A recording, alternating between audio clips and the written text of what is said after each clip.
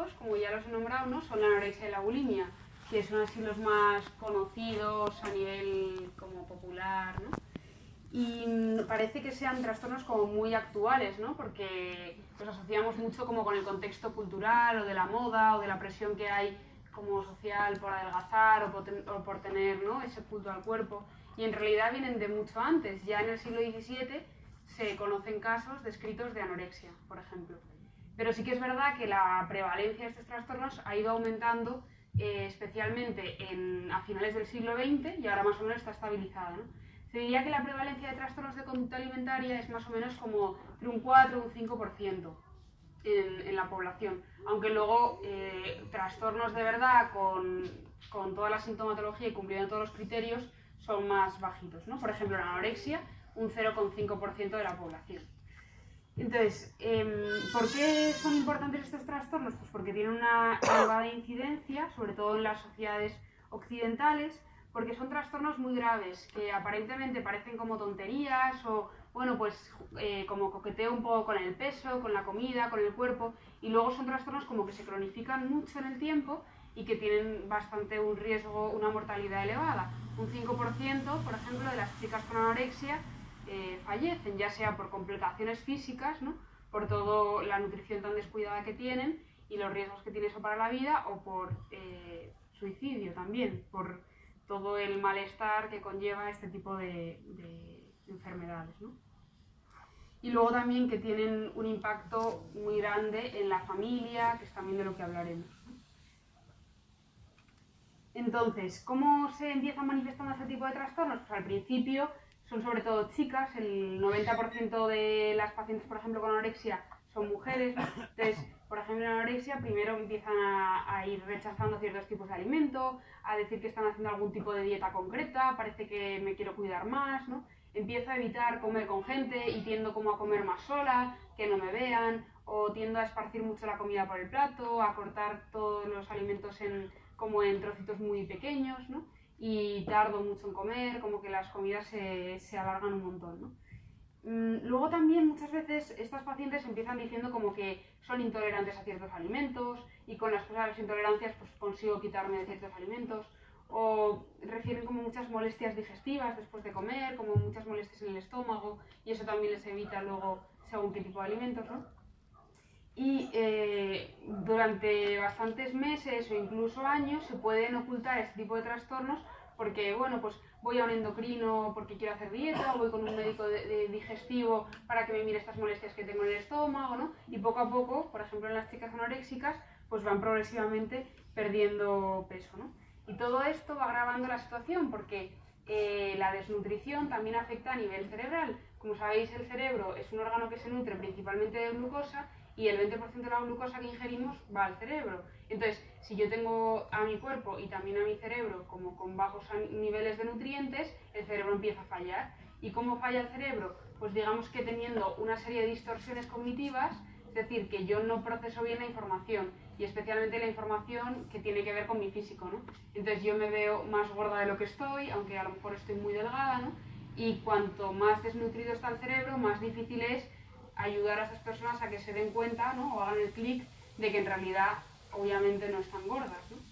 Entonces, cuando ya llegamos a un punto en el que el cerebro está muy desnutrido, cuesta mucho revertir esto, y por eso el tratamiento de estos trastornos es primero conseguir una renutrición adecuada para que el cuerpo vuelva a tener los suficientes nutrientes, ¿no? Y también a nivel cerebral. Entonces, la anorexia, ¿en qué consiste? Especialmente en este deseo irrefrenable de querer estar delgado, ¿no? Que se asocia con restricción de las ingestas, cada vez voy comiendo menos hasta llegar a no comer nada, a anorexia, que es lo que quiere decir esa palabra, ¿no? Prácticamente.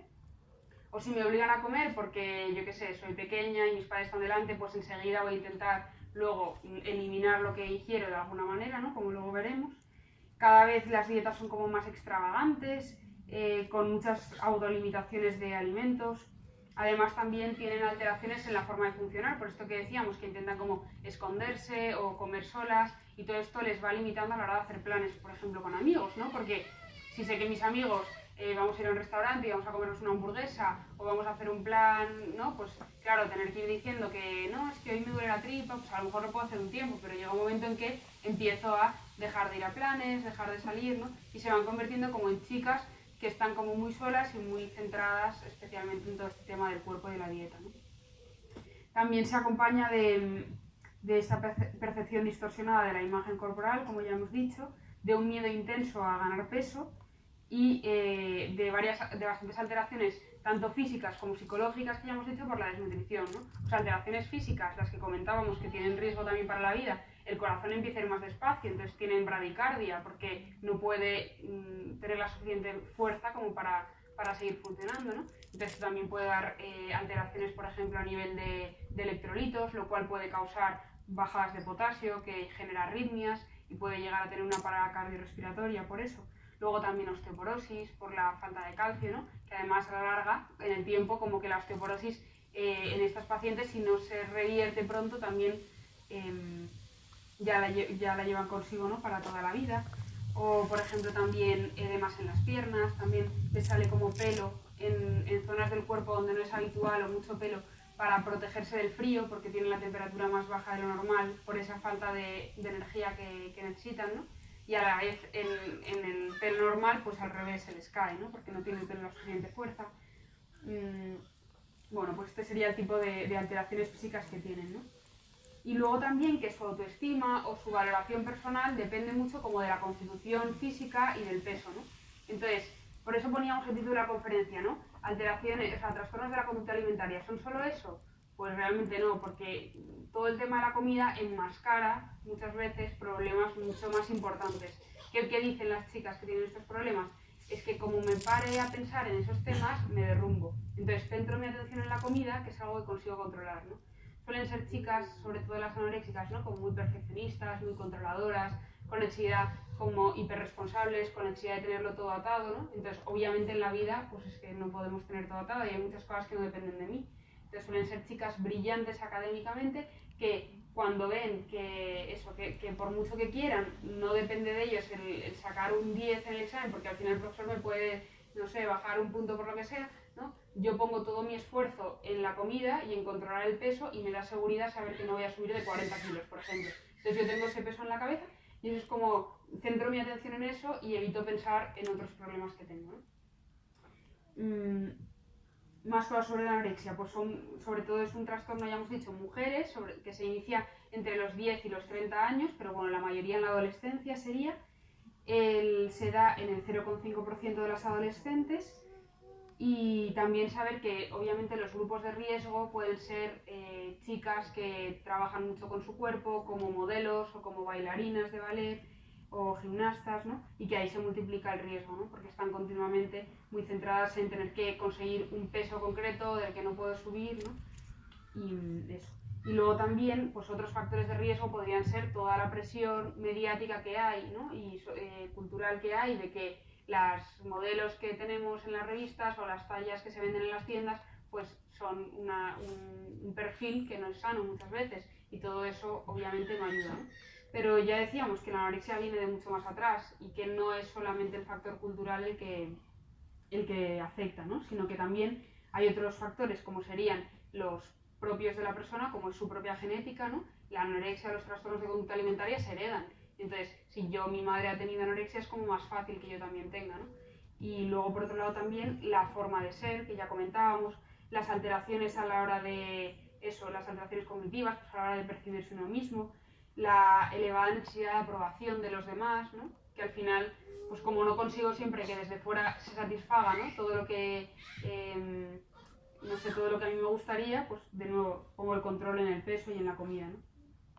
Y luego también factores familiares, como por ejemplo pues niñas que han estado sobreprotegidas o alto nivel de aspiraciones por parte de la familia, pues niñas que se les exige mucho también a nivel académico desde pequeñitos, o mucha rigidez, o que hay muchos conflictos en la familia, familias donde tampoco hay como límites concretos entre una persona y la otra, es casi como, se ven muchas chicas como que tienen una relación un poco simbiótica con su madre, ¿no? Donde no está muy clara mi autonomía y mis decisiones, ¿no? Y siempre como que he tomado decisiones junto con mi madre y no he acabado de formar como mi persona, ¿no?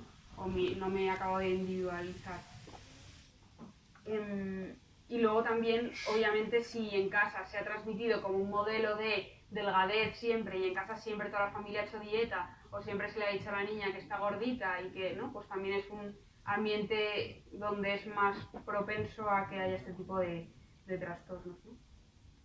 Entonces ya decimos, ¿no? Por un lado están todos estos factores que son predisponentes y luego sobre este caldo de cultivo, ¿no? Pues que tenemos una niña a lo mejor con tendencia a responsabilizarse un montón, con una familia que le presiona desde fuera o que a lo mejor hay conflictos en la dinámica entre los padres, donde además pues está viendo todo el día en las revistas o en los anuncios de modelos y son las que ella aspira. Entonces todo esto es como el caldo de cultivo que tenemos, ¿no? Pero luego tiene que darse algo que sea como el gadget, ¿no? Que lleva ya a que se desarrolle este trastorno, ¿no? Entonces, por ejemplo, un momento muy concreto para que se precipite este trastorno sería la adolescencia por los cambios corporales que hay, ¿no? Porque muchas veces hay como un miedo a ser mayor, ser adulto, ¿no? Entonces, hay niñas que tienen miedo, por ejemplo, a que les llegue la menstruación porque lo asocian con que ya voy a ser mayor y a lo mejor ya no me van a cuidar tanto o ya no van a estar tan pendientes de mí, ¿no? Entonces, niñas muy pequeñitas, por ejemplo, tenía una paciente con 11 años que ya empezó con anorexia y le daba muchísimo miedo el ganar peso porque ella lo asociaba con que entonces podría tener la regla y entonces, bueno, como que ya no le iban a cuidar de la misma manera, ella sentía que se iba a tener que responsabilizar de otras cosas, ¿no? O como mucho miedo a empezar a tener ya el cuerpo como más de mujer, ¿no? Luego también el que los padres, por ejemplo, se separen o estén con muchos problemas dentro del matrimonio, eso también lleva muchas veces a que si yo me pongo mal, toda la atención se focaliza en mí y entonces no les doy a ellos la oportunidad de que puedan estar mal entre ellos porque están los dos volcados en mí, ¿no? Entonces no tienen tiempo para ellos o para tomar la decisión de separarse, ¿no? Porque tienen que estar pendientes de mí. Y entonces muchas veces, pues eso, niñas que se colocan en ese papel de tener que arreglar el matrimonio de sus padres, inconscientemente de todo esto, pero por eso también muchas veces sale este tipo de enfermedades, ¿no? Luego también, por ejemplo, en niñas o en niños que han tenido problemas con abusos sexuales o experiencias sexuales a lo mejor como desagradables, pues también todo eso de alguna manera se asocia también con ese miedo a ser mayor porque me pueden hacer daño por ahí, con lo cual cuanto más niña sea, menos atractiva voy a ser, con lo cual prefiero no crecer, ¿no? O prefiero, bueno, hay muchas explicaciones a eso, pero puede ser una esta, ¿no? Luego también el haber tenido alguna enfermedad que les ha generado como muchas molestias digestivas o que les ha adelgazado mucho y entonces empiezan a tener como miedo a comer, o algún episodio, también había una niña muy pequeñita que empezó con anorexia como a los 10 años o así, que se atragantó un día y entonces ya lo pasó tan mal atragantándose que empezó a coger miedo a comer, pero una cosa lleva a la otra y entonces ya tampoco quería engordar y bueno.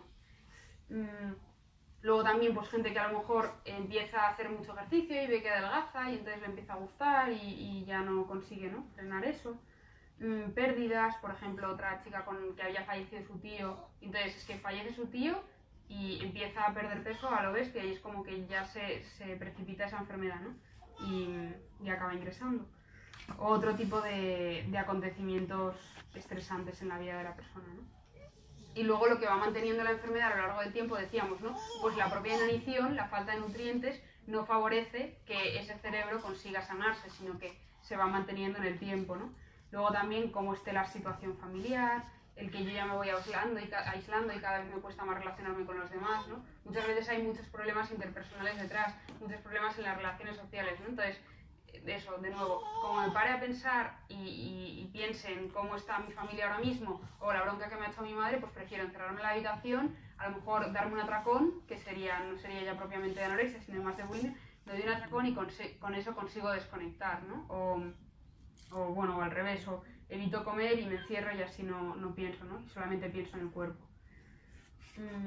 Y luego también se va manteniendo muchas veces por la actividad física excesiva, ¿no? Con hacer muchísimo ejercicio físico.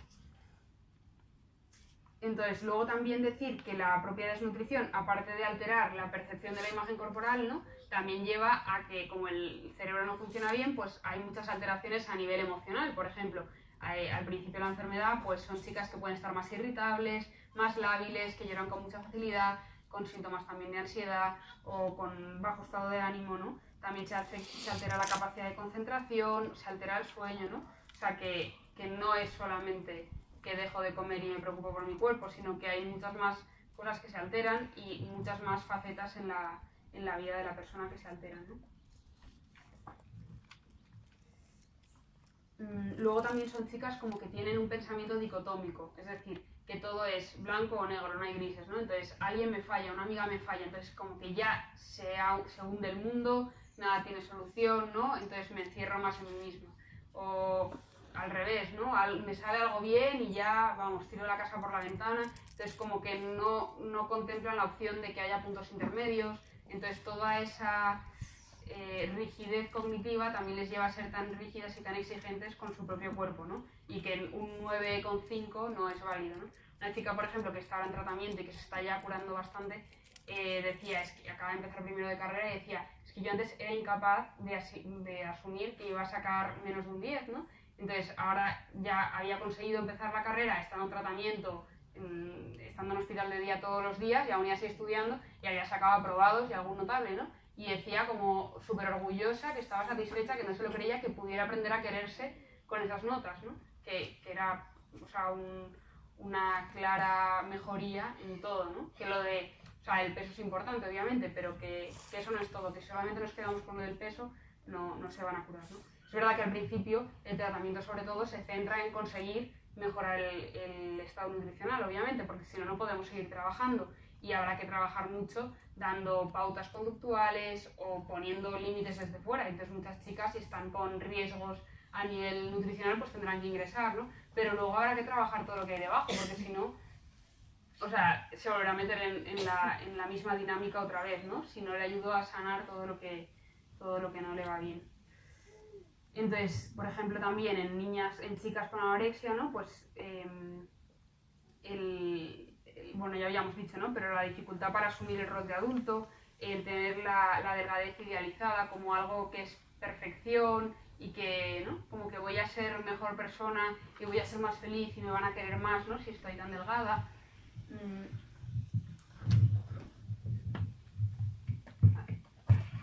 Bueno, eso. Que asocian como la perfección a la delgadez, ¿no? Y luego se da también, a veces se piensa, según qué estudios, pero no se ve muy claro, que se dé más en familias de clase media alta, pero no queda muy claro, donde hay también falta de comunicación dentro de la familia y ya hemos dicho, ¿no? Con a lo mejor niñas de las que se espera mucho de ellas, pero mucho de manera como un poco idealizada, que no es realista, ¿no? Y se ponen en ellas como mucha expectativa. Y también se acompaña, pues eso, de síntomas de ansiedad, y la ansiedad es sobre todo por el propio miedo que tienen a engordar, por la baja autoestima que tienen, por la presión familiar, porque se van aislando y por el miedo ya, una vez se van viendo que están mal, ¿no? A que puedan tener complicaciones físicas, que vaya a suponer un ingreso, ¿no? Eso. Y bueno, y cada vez también con más sentimientos de culpa, porque no consiguen el peso que ellas quieren, con sentimientos también de minusvaloración, de desesperanza, ¿no? Con mucha obsesividad alrededor de la comida y alrededor de ellas mismas, y eso. Y entonces, así como la alimentación es una función básica, ¿no? Al final somos todo uno, y entonces el estado de ánimo, la ansiedad, no afecta solamente, o sea, se materializa de diferentes maneras en nuestras funciones básicas, ¿no? Entonces una de ellas es la alimentación. Cuando uno está deprimido, pues a lo mejor deja de comer, o al revés, tiene más necesidad de comer, o cuando tiene ansiedad, como más para calmar mi ansiedad, ¿no? Y eso se ve reflejado también en las otras dos funciones básicas, que son el sueño y la sexualidad. Cuando estoy deprimido, pues a veces también o me meto todo el día en la cama, o al revés, se me perturba el sueño y no consigo dormir, ¿no? También cuando uno está con ansiedad también se puede desordenar la esfera de la sexualidad, o al revés, ¿no? Estoy más deprimido y baja el apetito sexual, ¿no? Entonces era interesante también comentar eso, como al final somos todo uno y va todo unido, y no es que tenga solamente el trastorno de la conducta alimentaria, sino que luego en personas a lo mejor con una depresión que no tienen propiamente un trastorno de la conducta alimentaria, también se ve afectada esta esfera, de otra manera, pero también, ¿no? Y entonces, conforme va mejorando el peso, mejora el estado de ánimo y las distorsiones estas cognitivas que comentábamos, ¿no? También son niñas también que se mueven mucho, que tienen mucha hiperactividad, en parte porque buscan perder peso con el movimiento. Se ponen en posturas a veces como muy incómodas, podríamos pensar nosotros, ¿no? Con una pierna así debajo y medio en tensión, porque al final están haciendo fuerza con los músculos para mantenerse sentadas de una manera que ya saben que van quemando calorías, ¿no? Luego también con mucha hiperactividad a nivel mental, de que no paran de pensar, que la cabeza no les frena, ¿no? Y luego, bueno, ya hemos comentado que es un trastorno que se cronifica, más o menos 1 de cada 5 pacientes se cronifica. Entonces puede llegar a pasarse toda la vida con esto. Y son pacientes, pues eso, muy complejas y con mucho riesgo para la vida, ¿no? Además comentábamos el tema este de que hay un 5% que muere por la propia enfermedad y luego habrá otro porcentaje que no, a lo mejor no nos enteramos o que son muertes más indirectas, ¿no? Pero si se trata pronto y sobre todo si hay buena relación entre padres y la paciente, es como más fácil que el pronóstico sea bueno, ¿no? Que se coja como a tiempo. Y a nivel de tratamiento, bueno, ya comentábamos que por un lado es conseguir que haya una recuperación a nivel ponderal, ¿no? Del peso y de la nutrición, pero también trabajar todas las distorsiones cognitivas, trabajar de dónde viene todo eso. Nosotros siempre hablamos de cuál es la función del síntoma.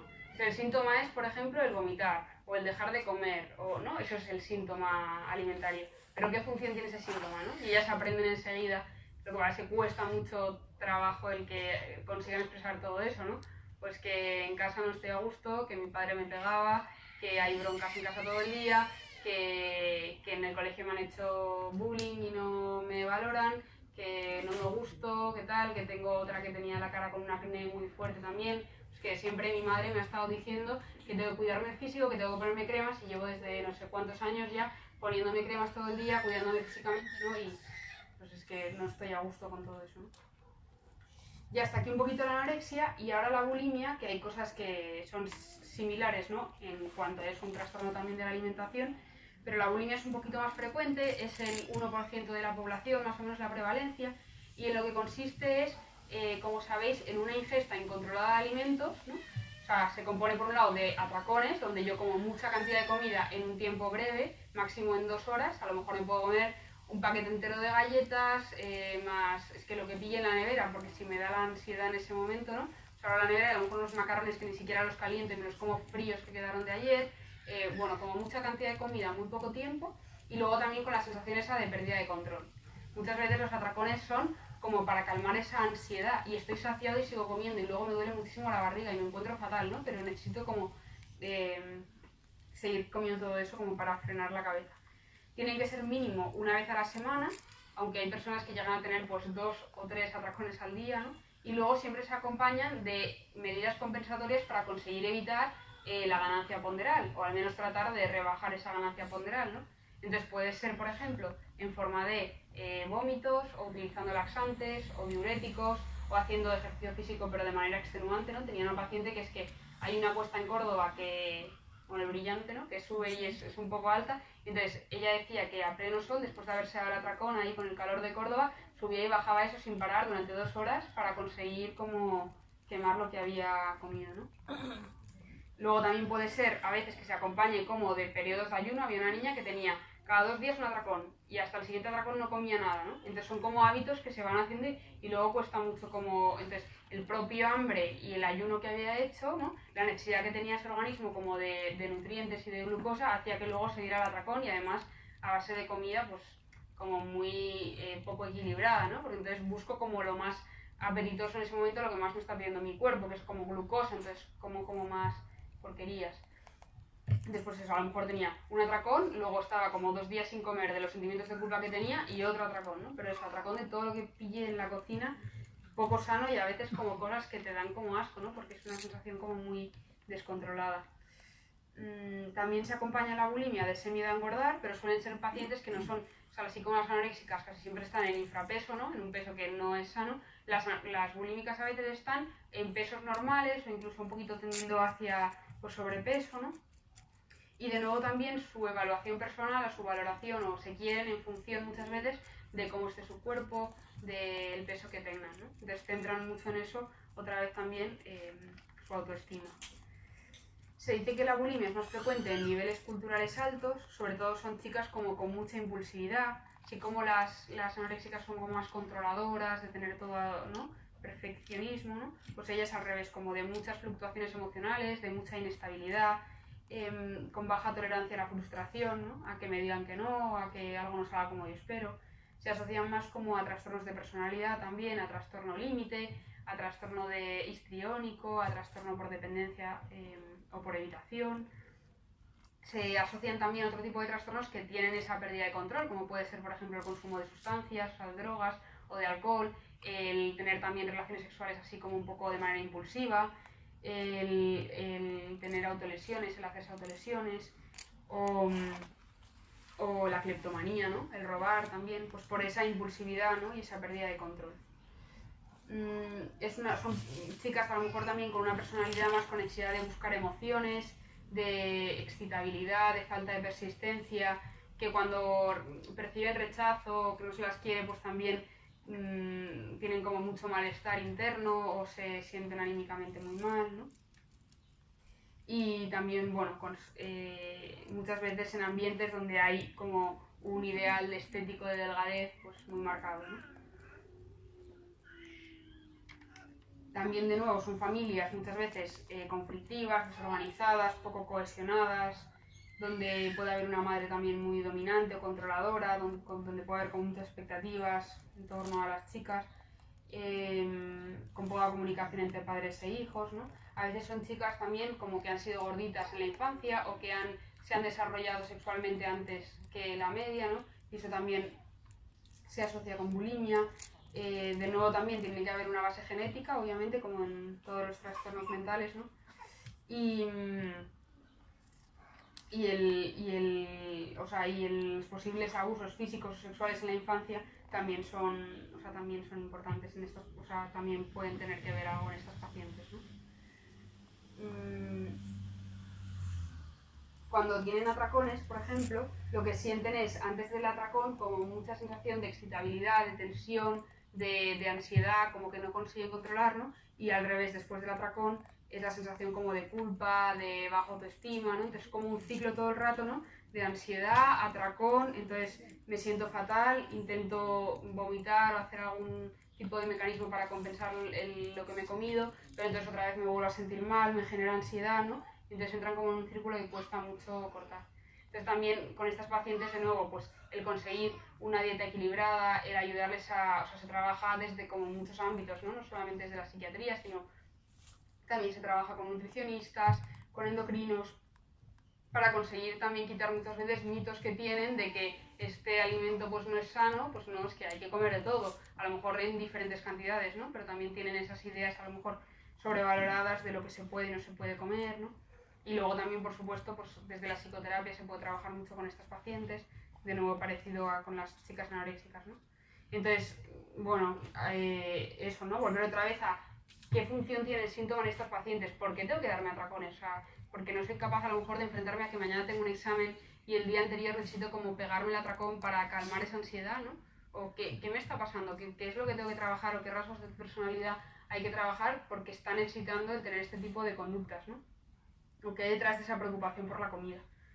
Y luego ya, bueno, en realidad para finalizar, y pasamos a preguntas si queréis, decir también que hay otros trastornos dentro de los trastornos de conducta alimentaria, ¿no? Que sería, por ejemplo, el trastorno por atracones, que sería muy parecido a la bulimia, solo que no hay conductas compensatorias, luego no vomitan. Entonces son gente que está especialmente obesa, obviamente, porque se da atracones y con esa pérdida de control, igual que una persona con bulimia, pero sin mecanismos compensatorios. O por ejemplo está la apotomanía, que son personas que necesitan beber como mucha agua, y no es porque físicamente la necesiten, sino que es como más a nivel, ¿no?, mental, esa necesidad de estar continuamente bebiendo agua. A veces se da más en personas con problemas como el autismo o con retraso mental, pero luego también en otras personas que no tienen otros trastornos, ¿no? Luego la pica, que es la necesidad como de comer cosas que no son nutritivas, ¿no? Había una niña, por ejemplo, también con mucha historia como de bullying, de que su padre haya fallecido hacía 2 años, que la madre contaba con 7 o 8 años que se comía, por ejemplo, las gomas de borrar, o se comía también a veces cosas más como las puntas de los lápices, o sea, todo lo que encontraba así se lo comía, y bueno, ya que además tenía un riesgo, ¿no?, obviamente. Luego también otro trastorno sería el de rumiación, que es poquito frecuente, pero también es como la necesidad de rumiar los alimentos y luego los escupen o luego se los vuelven a tragar. Y luego también otro trastorno es la evitación de ciertos alimentos, que es más porque hay niños, sobre todo es en la infancia, que dejan de comer cierto tipo de alimentos porque no les gusta a lo mejor la textura o no, por como cosas muy concretas de ese alimento. Y bueno, hasta aquí en realidad lo que traía preparado, entonces si queréis hacer preguntas un poco de lo que queráis.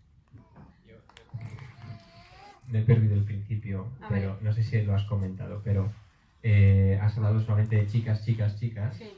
Y yo he visto un par de casos de chicos, y entonces no sé si las causas son bien las mismas, o si hay más o menos riesgo, hay más o menos porcentaje, o como, bueno, si os pudieras contar un poquito más sobre eso.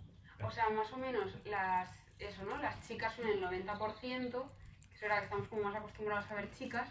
Los chicos normalmente que acaban teniendo estos trastornos son pacientes más graves, los que acaban llegando hasta este extremo, y son normalmente los que yo he conocido como chicos con muchísima rigidez, muchísima necesidad de control, muchísima perfección. Ahora, por ejemplo, pues uno que está ya prácticamente curado, ¿no? Pero también le habían nominado como el premio de selectividad, que tenía que presentarse a no sé qué, y ha estado ingresado también todo este tiempo y aún así ha conseguido sacar unas notas estupendas, ¿no? Y siempre con la presión esa de llegar a más. Eso más en anorexia en chicos. Luego en bulimia pues también, y el origen, ¿no? Pues eso, también pues problemas familiares, o esa exigencia que hay desde siempre en casa, o muchas veces no se notan, ¿eh? O sea, si te quieres quedar solamente en la parte de síntomas de alimentación, tú tratas desde ahí y a lo mejor no te enteras, pero cuando empiezas a rascar o trabajar mucho con la familia, que es lo que es lo más adecuado, y de hecho hacemos, ¿no? Porque te da muchísima información y ves cómo está la familia, sacas mucho más siempre y puedes ayudar mucho más. Y luego en bulimia pues sí que hay un poquito más de chicos, en trastorno por atracón también mucho más, pero pues ahí también son personalidades eso, como muy impulsivas, que se asocia en chicos también mucho con el consumo de sustancias, con el alcohol, por ahí un poco.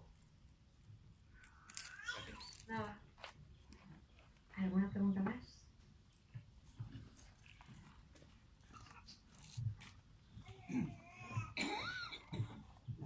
Sí, pero el motivo que crees tú, ¿por qué el 90% son chicas? Sí. Y segunda pregunta, una familia que vea que un hijo o una hija empieza a tener este problema, sí. ¿Qué aconsejarías? Vale. Bueno, empezando por la segunda, yo aconsejaría eso, ¿no? Ir cuanto antes a un especialista que pueda ayudarles, porque muchas veces decíamos, ¿no? Que hasta que no nos damos cuenta de que está teniendo ese problema puede haber pasado un año. Y un año ya, habiéndose acostumbrado una niña o una chica, ¿no? A funcionar de esta manera y a tener una serie de pensamientos más bien obsesivos, a centrar como todo su funcionamiento en base a eso, cada vez cuesta más como volver atrás, y porque el cerebro también, ¿no? Está más desnutrido o cuesta más trabajar todo eso. Entonces, cuanto antes consultar a algún especialista, sobre todo hablarlo con ella, ¿no? Como, o sea, diciendo, oye, me preocupa esto, me preocupa ver que estás teniendo este tipo de cosas, igual te está preocupando mucho el peso, o qué es lo que te pasa, ¿no? O sea, siempre en general en las enfermedades psiquiátricas lo mejor es como transmitir mucho cariño en casa, transmitir como mucha posibilidad de poder hablar las cosas, de que entiendo que esto a ti te preocupa, de que lo estás pasando mal, ¿no? Yo creo que podemos pedir ayuda porque a nosotros también nos preocupa, ¿no? Como mucho siempre desde esa línea como de comprensión, de saber que estás sufriendo, de ponerme en el lugar del paciente, ¿no? Entonces desde ahí, y pedir ayuda. Y el tratamiento muchas veces depende de la gravedad, claro, depende de cuándo se coja el trastorno, pues a veces es simplemente pues ir a lo mejor con un nutricionista, con unas pautas de una dieta, a lo mejor poner algún tipo de tratamiento para la ansiedad o para el ánimo o no, y algo de psicoterapia. Y con eso unas pautas conductuales y a lo mejor controles cada semana del peso y ir viendo si se descompensa, pues ya está bien, ¿no? Pero cuando ya es más avanzada, o sea, cuando está más avanzada la enfermedad, pues muchas veces hay que recurrir a ingresos, ¿no? Porque ya es muy difícil trabajar con esas percepciones tan distorsionadas que tienen las pacientes, ¿no? Y entonces o ingresa o no, en casa ya es que es una pelea constante, es que estamos ahí todo el día en la comida peleándonos, la chica también tiene la sensación de que le están todos mirando lo que come, lo que deja de comer, y hay una tensión en casa que tampoco es la manera de solucionarlo, ¿no? Porque luego ya se buscará sus artimañas para conseguir. sea, no porque ella quiera, sino porque la enfermedad es como muy potente y te tiene como muy cogida, ¿no? O sea, te lleva a todo eso, ¿no? Muchas veces se habla también de los trastornos de la anorexia, por ejemplo, casi como de un paciente psicótico, porque o sea, los psicóticos son los pacientes que no están en la realidad, ¿no? Y que te dicen pues que ven cosas que no son o que creen que les persiguen, ¿no? Pues la creencia tan arraigada que tiene una persona con una anorexia de que está gorda es que está tan arraigada y está tan fuera de la realidad que muchas veces es tan difícil de llevar, ¿no? Como una idea delirante prácticamente, ¿no? Entonces es como esa idea la que les lleva a seguir funcionando de esta manera, aunque ellas se quieran curar y quieran estar bien y quieran funcionar, pero luego es tan fuerte como la carga de que, ¿no? Eso de que es que estoy gorda, que estoy gorda, que estoy gorda y que yo me veo gorda, que es que no puedo evitar el irme a vomitar luego. Entonces, pues muchas veces al final hace falta o ingreso o estar en un hospital de día, que se va durante el día bastantes horas y están ahí ya trabajando muchas cosas. La terapia de grupo ayuda mucho. O sea, yo en un trabajo en UNITAS hace mucha terapia de grupo. Y entonces el verte con otras personas que están pasando por lo mismo que tú y que aunque una misma se vea gorda y todo esto, es capaz de decirle a la otra, es que fíjate el daño que te estás haciendo, ¿no? Y es que entre ellas hacen una labor impresionante porque yo la primera vez que las veía pensaba, es que estas saben más que yo, o sea, entre ellas se dan consejos o se hacen, más que consejos, les hacen preguntas que dan en el punto, ¿no? Y entre ellas se preguntan, bueno, ¿y cuál es la función del síntoma para ti? ¿Cuál tal? Y le van dando como en el punto perfecto para que ellas se den cuenta, ¿no? Y se ayudan mucho entre ellas. Y luego lo de que sea más en mujeres, o sea, sí que juega un papel importante, obviamente, todo el tema sociocultural que tiene, ¿no? La importancia de la delgadez en la mujer, en que pues hay más chicas, a lo mejor gimnastas o bailarinas o modelos, ¿no? Que chicos, aunque también en ese colectivo de varones es más frecuente este tipo de trastornos, ¿no? Yo creo que tiene mucha importancia eso y luego también la rigidez o la carga, hablaban también, ¿no? Como del cambio del rol de la mujer, ¿no? El rol que tiene que tener la mujer hoy en día, que le supone muchas veces el tener muchas como presiones autoimpuestas, ¿no? De que tengo que ser la perfecta profesional, pero luego también tengo que ser perfecta en las relaciones interpersonales, o en casa, o en la familia, ¿no? Como que todo eso también favorece el que tengan ese tipo de trastornos, ¿no? Y luego también al final es un componente genético que, por lo que sea, genéticamente las mujeres están más predispuestas a tener ese tipo de trastornos, igual que el alcoholismo es más frecuente en hombres, pues porque los hombres antiguamente iban más a bares, pero también genéticamente el varón está más predispuesto a generar esa tendencia a la adicción al alcohol, ¿no? Pues, poco por ahí. Yo te quería preguntar, tú has enfocado todo principalmente en causas exógenas, entonces no suelen haber, o sea, causas endógenas y que se desarrollen justamente en la pubertad, porque Claro, hay sí. muchos casos que verdaderamente son de familias normales o chicas incluso casadas que el marido las acepta como son y ellas psíquicamente están obsesionadas con, Sí. O con sea, ese problema. eso decíamos, ¿no? Que hay unos factores predisponentes que son, por un lado, la vulnerabilidad individual que tiene que ver con la genética. Entonces, si uno tiene... No, perdón, que si no, no se entera. Que eso, ¿no? Que por un lado hay unos factores predisponentes, hay un caldo de cultivo del que partimos. Entonces uno tiene una vulnerabilidad genética.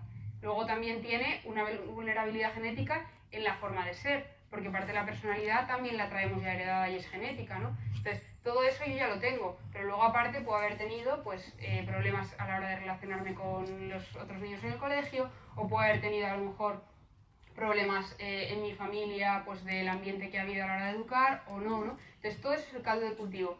Y entonces, luego, en un momento dado, ¿no? Pues porque tengo una situación en el trabajo de acoso, o de que no me siento valorada, o de que tengo una mala experiencia con un novio que no sé qué pasa, o porque mis padres tienen un problema de relación, o simplemente porque, bueno, pues me he tomado muy en serio según qué comentarios y empiezo a disgustarme por mi cuerpo. O porque, oye, he adelgazado muy rápido en esta temporada porque me he ido, porque también es muy típico esto, chicas que de repente se van a Inglaterra, adelgazan un montón porque la comida está fatal o no sé qué, o algún país de estos, y entonces adelgazo tanto que digo, oye, qué fácil es adelgazar, ¿no? Y qué bien me siento, y todo el mundo me dice que estoy muy guapa. Entonces, o sea, tengo el caldo de cultivo y entonces pasa algo de esto que me hace como que empiece ya, ¿no? Un precipitante que empieza el trastorno. Entonces puede haber familias normales en las que se dé, sí, por supuesto, pero es más típico que si rascas encuentres problemas o en la familia o a veces tiene mucho que ver con cómo yo me he sentido en la familia. Igual mi familia es ideal, pero oye, yo me he sentido dañada en muchas ocasiones o he sentido que no me tenían en cuenta. A lo mejor eran todos magníficos y lo hacían de buena fe y para ellos no está mal, pero ¿cómo lo he vivido yo, no? Pues ¿por qué? Por mi forma de ser o por lo que sea, a mí eso me ha afectado de esta manera.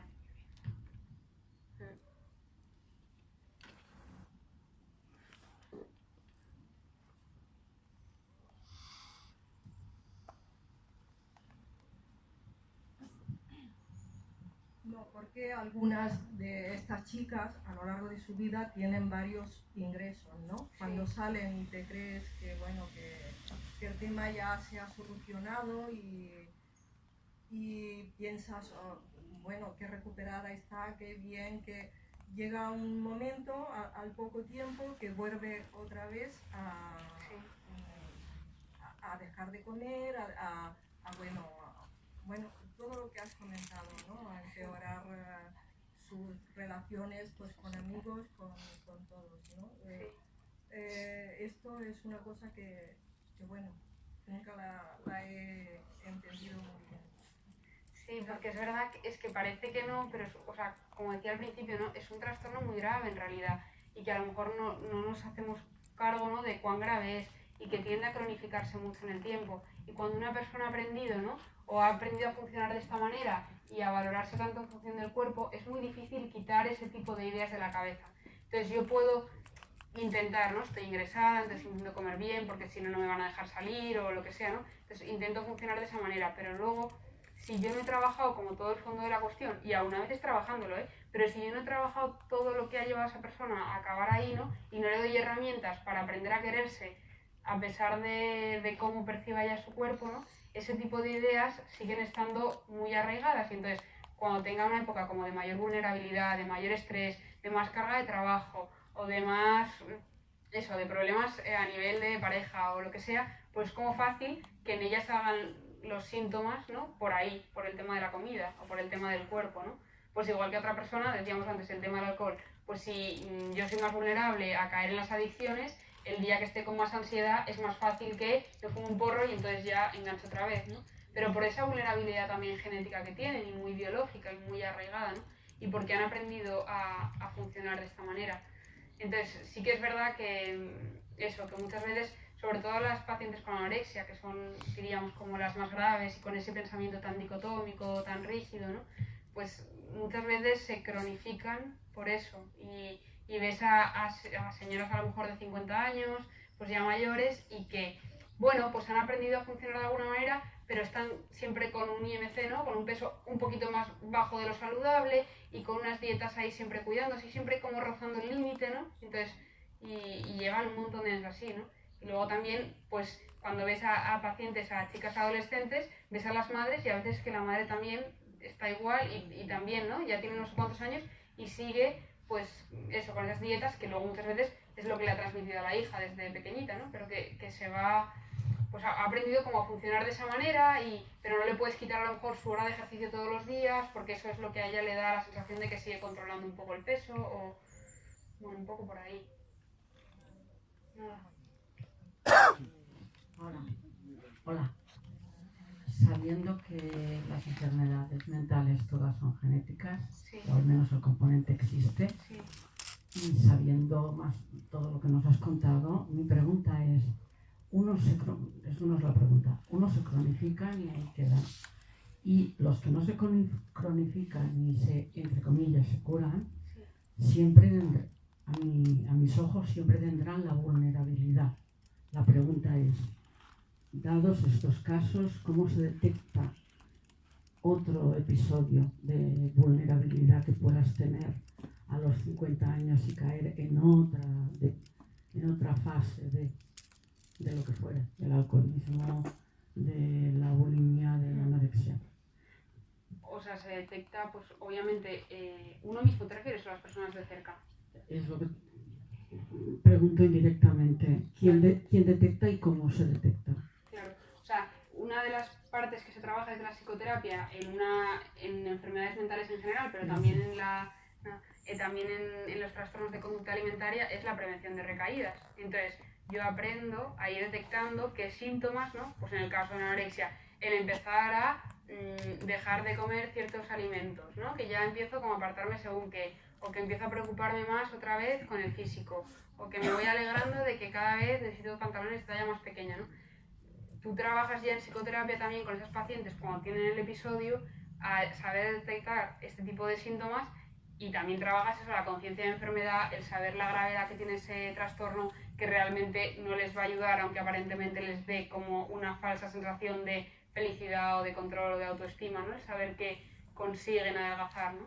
Entonces, tú trabajas todo eso antes, para que cuando ellos empiecen a tener este tipo de síntomas, aprendan a detectarlos. Claro, a veces la enfermedad coge muy fuerte y uno se da cuenta de que está cayendo, pero aún así la enfermedad puede más y casi que uno no quiere pedir ayuda porque me da como, o sea, hay un refuerzo positivo de la enfermedad para seguir adelgazando, para seguir teniendo los atracones, ¿no? Y cuesta.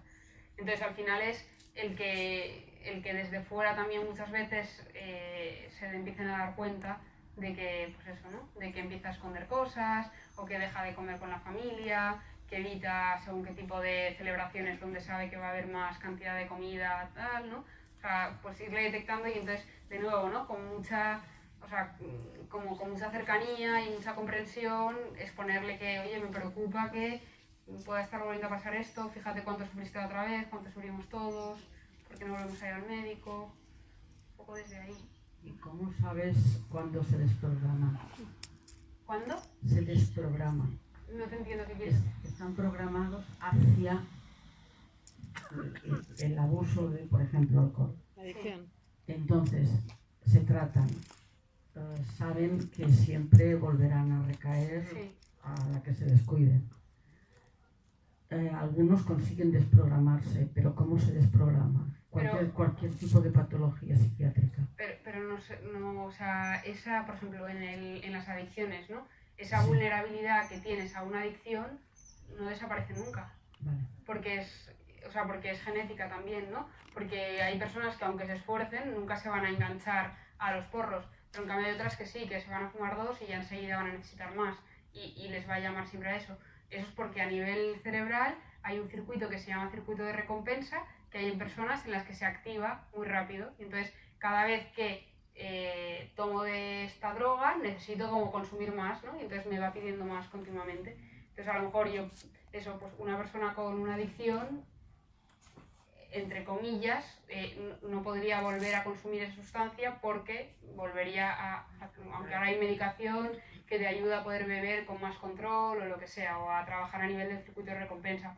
Pero bueno, o sea, la realidad es que siempre vas a tener esa predisposición, igual que siempre vas a tener esa vulnerabilidad a un trastorno de conducta alimentaria, aunque con todo lo que se trabaja también desde la psicoterapia es como te vas protegiendo, vas montando tu coraza para que te cueste como más volver a caer, ¿no? Pero... Nieves. Bueno, parece yo la última. Gracias.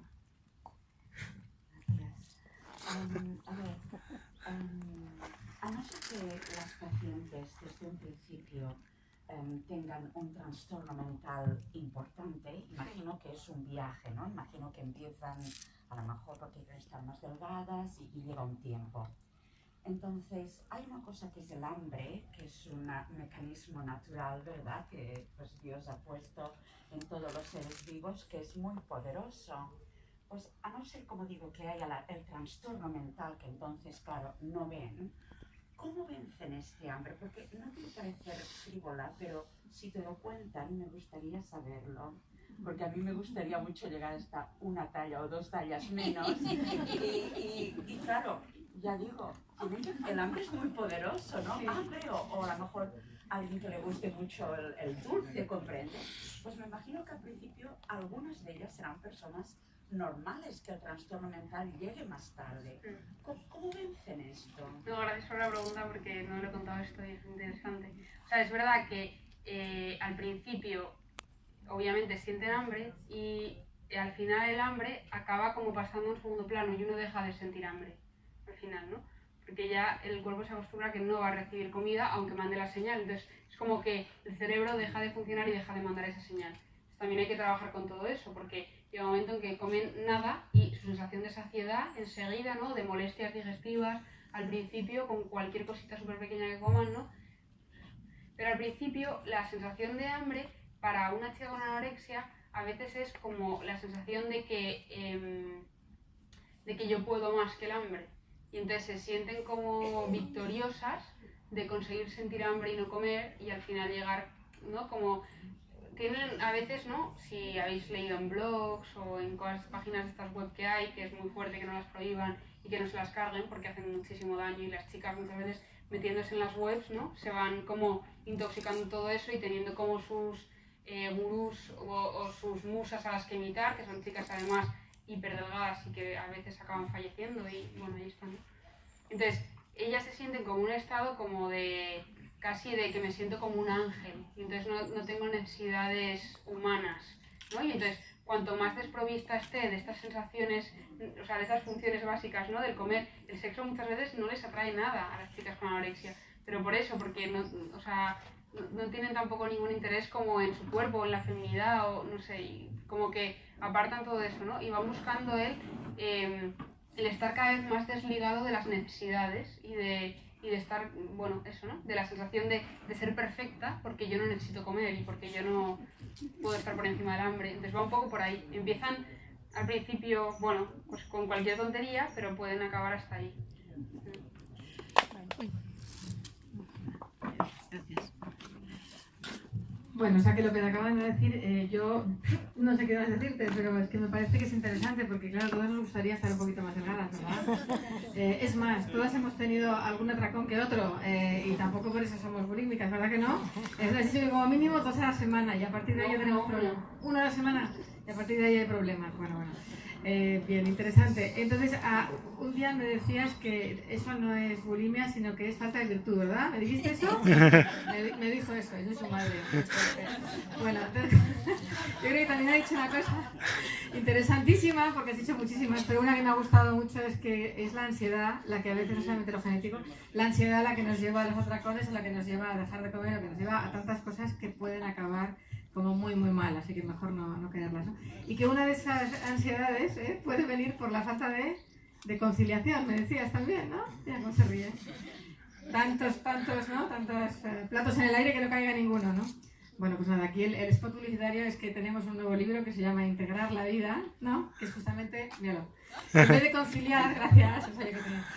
Mirad, en vez de conciliar trabajo-familia, ya dejamos de conciliar, que es poner de acuerdo 2 enemigos, trabajo y familia, y hablamos de integrar la vida en una sola línea de vida y en un solo modo de pensar, aquí, allí donde estemos, con una sola careta, ¿no? Que no es ninguna careta, sino nuestra propia alma. Así que nada, no, simplemente para que lo sepáis. Esta vez no hemos podido hacerlo juntas porque ella estaba muy lejos y con mucho trabajo, pero la próxima espero que podamos hacerlo juntas el libro, ¿no? Un aplauso enorme, ¿verdad? Muchas gracias.